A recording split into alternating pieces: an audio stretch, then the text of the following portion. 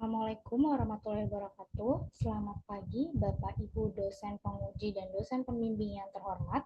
Perkenalkan, saya Afifah Khairunisa dengan NIM 17016222122 dari Prodi S1 Pendidikan Ekonomi, Fakultas Ekonomi Bisnis Universitas Negeri Jakarta. Hari ini saya akan mempresentasikan hasil penelitian skripsi saya, yaitu yang berjudul Analisis Faktor-Faktor yang Mempengaruhi Daya Saing Eksportir CPO Terbesar ke Pasar Utama Uni Eropa.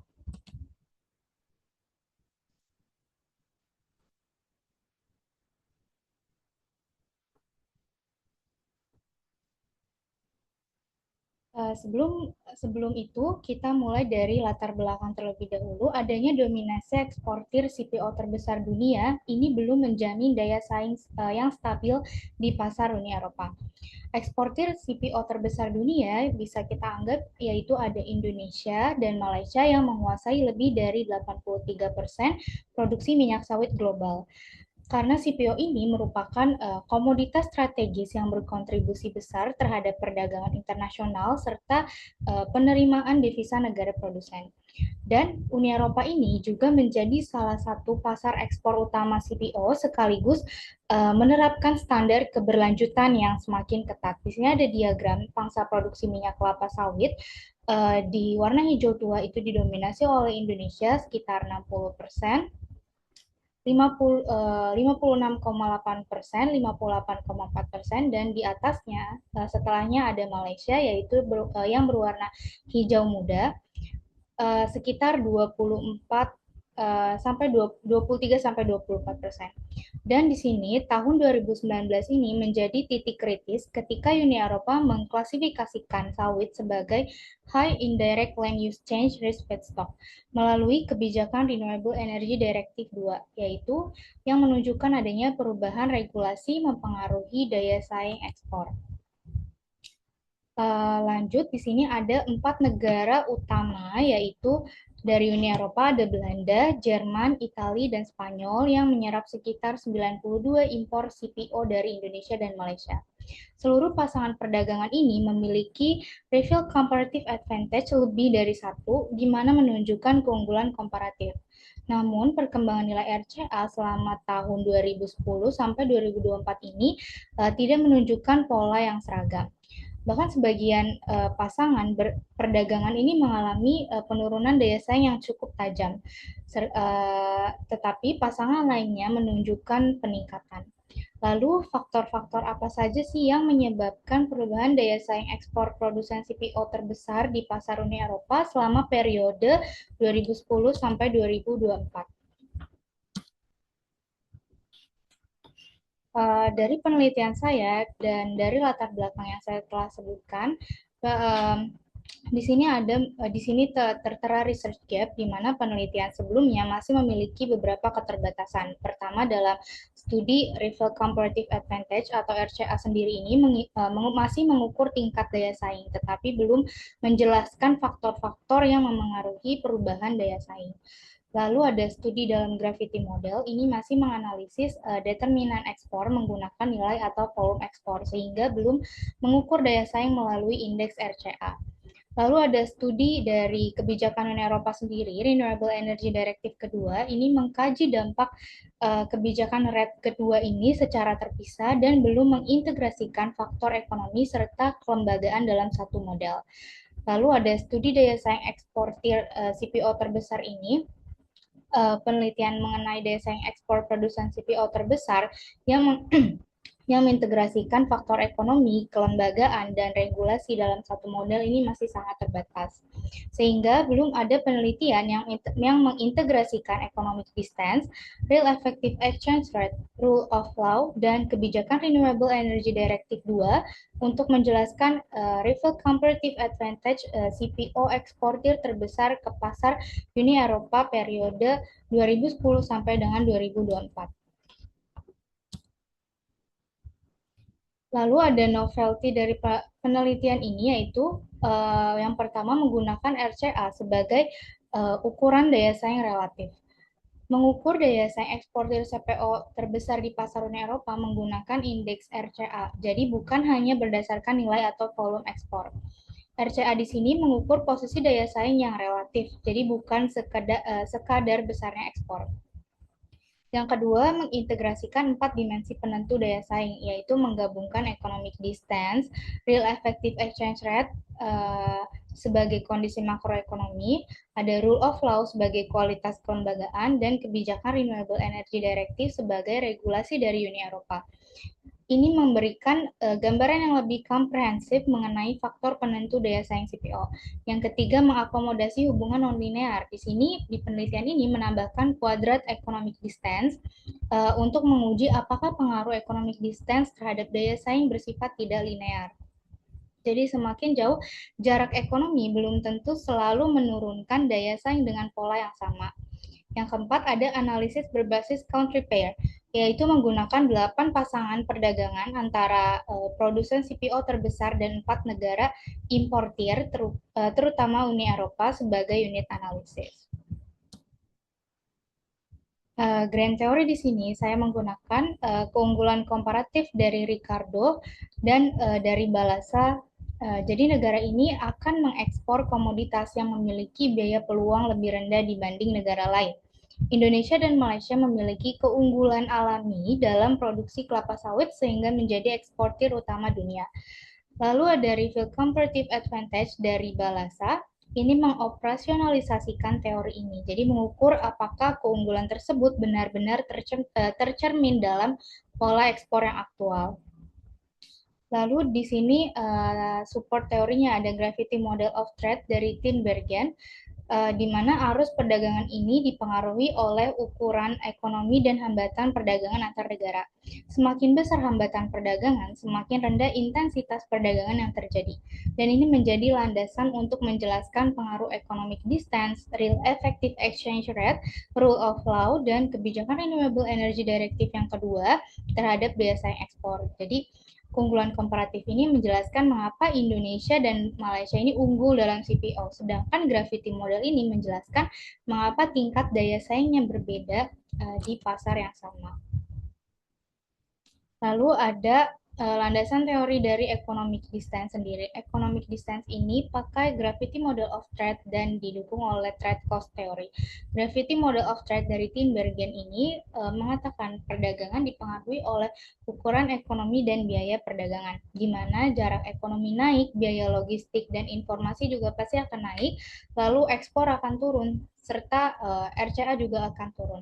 Lalu supporting teorinya ada dari trade cost dari Anderson dan Van Wynkoop. Jadi di sini trade cost ini ada biaya logistik, informasi, transaksi, dan kepatuhan regulasi, dan dampaknya tidak selalu proporsional pada tingkat tertentu, masih dapat diimbangi oleh keunggulan komparatif. Setelah melewati titik tertentu, trade cost ini menjadi lebih dominan sehingga daya saingnya menurun.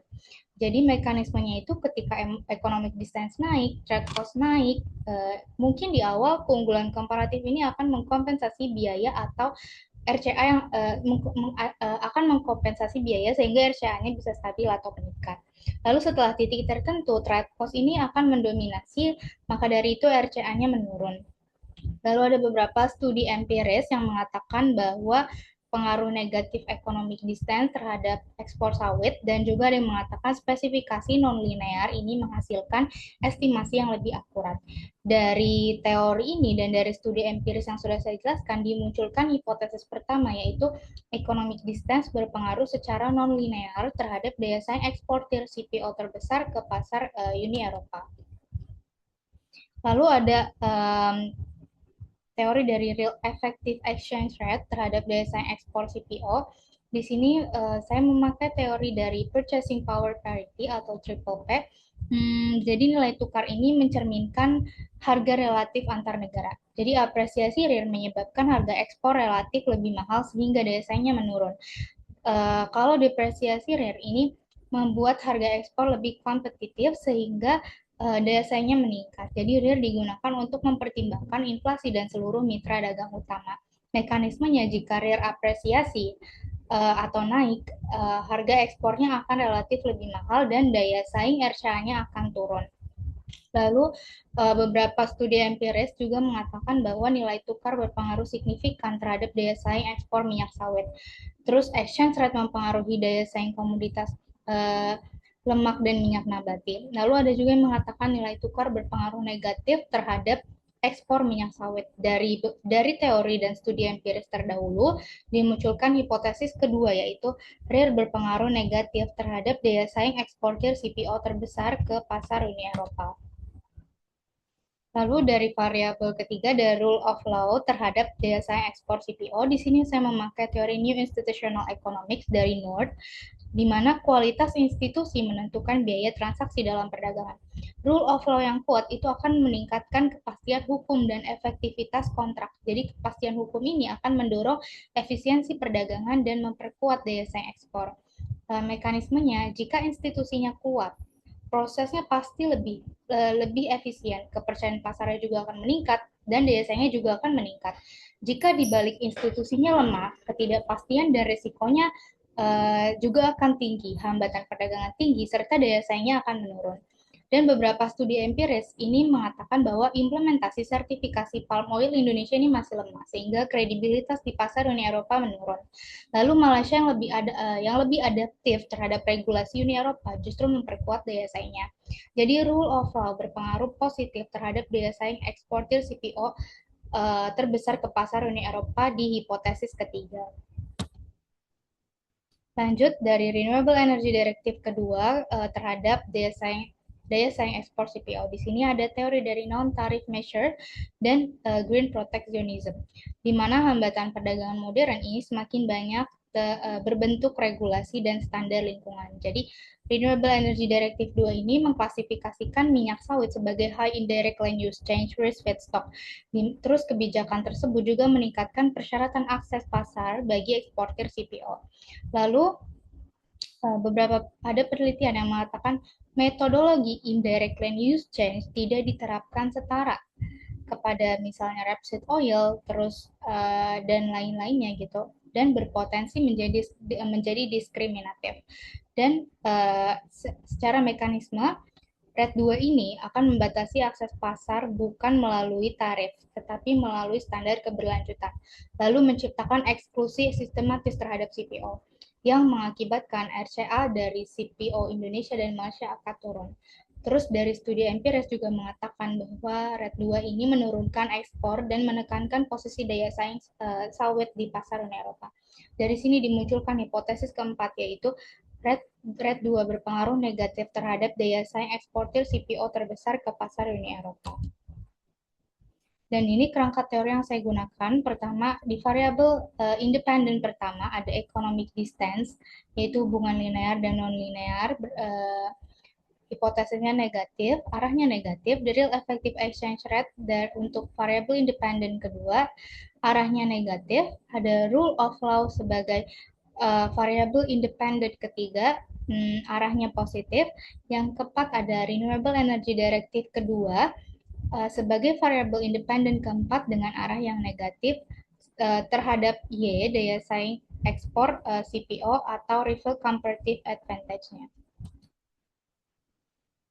Lalu lanjut metodologinya, di sini ada unit analisis, ini menggunakan country pair atau pasangan negara, ada Indonesia terhadap Belanda, Indonesia terhadap Italia, Malaysia terhadap Belanda, Malaysia terhadap Italia, dan seterusnya.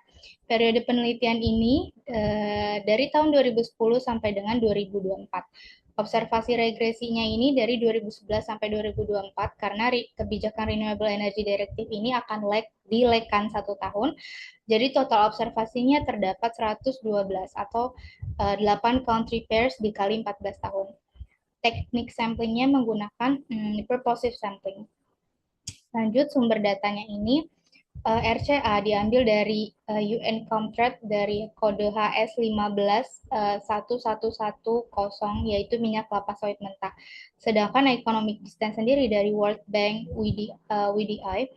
Terus ada CPI, terus ada RIR ini dari Bank for International Settlements, lalu ada Rule of Law dari World Bank atau World Governance Indicator.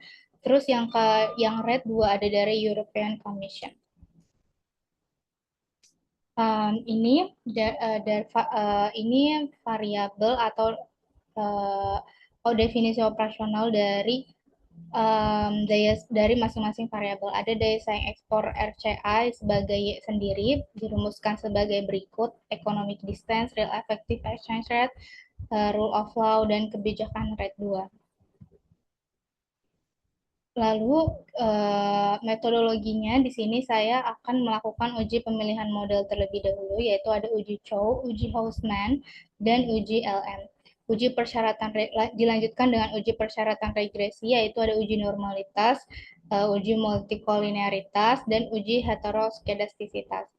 Lalu yang terakhir dilanjutkan uji hipotesis, ada uji T, uji F, dan koefisien determinasi. Lanjut ke hasil uji berikut. Di uji Chow ini, tahap pertama ada common effects. Di sini ada um, cross section F-nya yaitu 0,003 kurang dari 0,05, maka HO ditolak. Terus ada cross section C square-nya ini 0,0001 kurang dari 0,05, maka HO ditolak. Jadi fixed effect model ini lebih sesuai dan akhirnya FEM terpilih dilanjutkan ke uji Hausman. Di uji Hausman tahap 2 ini cross section randomnya ini probabilitasnya itu 0,0054 kurang dari 0,05, maka HO ditolak, yaitu fixed effect model ini terpilih sebagai model akhir. Jadi karena fixed effect model sudah terpilih sebagai model akhir, jadi uji LM tidak diperlukan. Lanjut ke uji asumsi klasik. Di sini pertama ada uji normalitas, yaitu dilihat dari nilai jar Kubera. Di sini probabilitasnya 0,0523, di mana lebih besar dari 0,05, maka dianggap residual berdistribusi normal. Lalu ada uji multikolinearitas menggunakan matriks korelasi. Di sini terdapat korelasi tinggi antara economic distance dan quadrate economic distance yang disebabkan karena kedua variabel ini merupakan bentuk linear dan kuadrat dari variabel yang sama. Tetapi kondisi ini umum pada model nonlinear atau quadratic model, jadi variabel tetap dipertahankan untuk menguji hubungan nonlinear. Lalu ada uji heterokedastisitas, yaitu uji Glasser. Di sini terdapat indikasi heterokedastisitas pada model, dan di sini saya melakukan penanganannya pakai wide cross section robust standard error. Dan ini hasil dari fixed effect model dengan wide cross section robust standard error. Di sini bisa dilihat bahwa economic distance signifikan, economic distance kuadrat signifikan, real effective exchange rate tidak signifikan, kebijakan renewable energy directive 2 signifikan, dan rule of law ini tidak signifikan. Terus dari adjusted kuadrat R-nya ini, model ini menjelaskan 59,83% variasi daya saing ekspor CPO. Lalu prop F statistiknya ini, variabel independen ini secara simultan berpengaruh signifikan. Lanjut di uji hipotesis. Di sini, hipotesis 1 diterima. Jadi, economic distance berpengaruh signifikan dan non-linear atau inverted U-shape. Jadi, eksportir CPO jadi di sini, jika dijelaskan melalui penjelasan teoritis, yaitu sesuai Gravity Model of Trade dan Trade Cost Theory, di sini peningkatan jarak ekonomi meningkatkan biaya transportasi, logistik, dan informasi. Jadi pada tingkat tertentu, keunggulan komparatif Indonesia dan Malaysia ini masih mampu mengkompensasi biaya tersebut. Namun setelah melewati titik tertentu, biaya perdagangan ini menjadi dominan sehingga daya saingnya menurun. Bisa dilihat dari variabel economic distance. Di sini tandanya itu positif, dan untuk variabel kuadrat economic distance arahnya itu negatif, dan keduanya sama signifikan. Dan dari sini ketahuan itu jadi dari sini ketahuan bahwa membentuk kurva inverted U-shape, yaitu atau kurva U terbalik seperti ini. Lalu ada dari penelitian terdahulu juga sejalan dengan beberapa penelitian bahwa pola nonlinear ini juga didukung. Untuk hipotesis yang kedua, ini ditolak, yaitu real effective exchange rate tidak berpengaruh signifikan. Arah dari koefisien tersebut sama dengan hipotesis, tetapi dianggap tidak signifikan karena dari penjelasan teoritis ini menurut teori purchasing power parity, apresiasi real ini menyebabkan harga ekspor relatif lebih mahal sehingga daya saingnya cenderung menurun. Namun pada komoditas CPO, pengaruh real effective exchange rate ini relatif terbatas karena harga CPO lebih banyak ditentukan oleh pasar internasional atau komoditas price-nya ini. Lalu ada perdagangan CPO ini umumnya berlangsung melalui kontrak jangka panjang sehingga perubahan nilai tukar tidak secara langsung mengubah posisi daya saing. Untuk penelitian terdahulu ini tidak sejalan dengan beberapa penelitian terdahulu yang mengatakan bahwa nilai tukar berpengaruh signifikan, tetapi sejalan dengan beberapa penelitian juga bahwa nilai tukar efektif real ini tidak berpengaruh signifikan karena perdagangan sawit lebih dipengaruhi harga komoditas dan regulasi. Lalu untuk hipotesis ketiga yaitu ada rule of law juga tidak berpengaruh signifikan. Walaupun arah dari koefisien tersebut sama dengan hipotesis, tetapi dianggap tidak signifikan. Lalu bagaimana penjelasan teoritisnya itu menurut New Institutional Economics dari North, ini kualitas institusi yang lebih baik dapat menurunkan biaya transaksi, peningkatan kepastian hukum dan mendorong efisiensi perdagangan.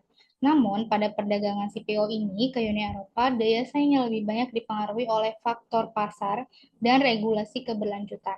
Lalu variasi skor dari rule of law kedua negara selama periode penelitian ini relatif terbatas sehingga pengaruhnya terhadap RCA mungkin tidak terlihat signifikan.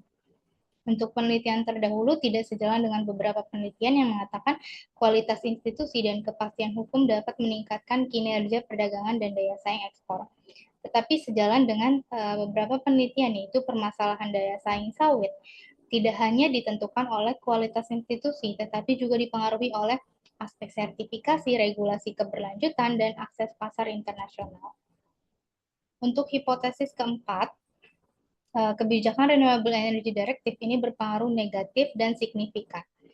Jika dilihat arahnya juga sesuai dengan hipotesis, lalu sesuai teori dari non-tarif measure dan konsep green protectionism, jadi regulasi lingkungan ini dapat memengaruhi perdagangan internasional melalui pembatasan akses pasar dan peningkatan persyaratan kepatuhan.